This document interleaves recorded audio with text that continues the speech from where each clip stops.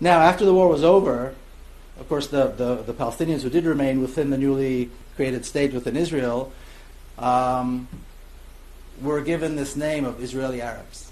Or actually, in Hebrew, it's not Israeli Arabs. In Hebrew, it's the Arabs of Israel. In other words, they have no identity other than the fact that they happen to be Arabs and they happen to be in Israel. Completely stripped away from their land, from their homes, from their country, and now from their identity. And as I was talking to this elderly Jewish couple the other day, and this comes up a lot, the claim is, well, but they do very well in Israel. In fact, they do so well that they don't want to leave. Given the choice, they don't want to leave. And what's absurd is that nobody sees the problem with this comment. First of all, they don't want to leave because this is their land. They were there before us. And they're not doing well. The Palestinian communities within Israel are neglected. They're poor. They have to live in an environment of such cultural racism, besides the fact that there's legalized racism and legalized discrimination against them within the state of Israel. But there's a culture of racism that they have to live in.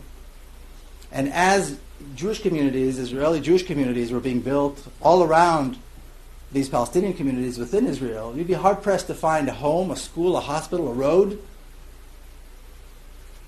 a dime or a dollar that was invested in them in terms of infrastructure and so on in these communities. So there's this myth out there that somehow the Arabs in Israel are doing really, really well. They're far below, the poverty levels are far below the national average and so on and so forth. So this is yet another myth of how wonderful Israel is. Now, for years, you heard this conversation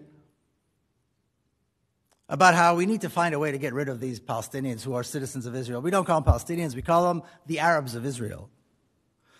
We need to get rid of them. But this was a conversation that took place on the fringe. It's not something anybody would say publicly because it's not polite. That conversation, which used to be considered fringe, is now in a peace plan with a rubber stamp of the President of the United States to take 500,000 Palestinians and strip them of their rights.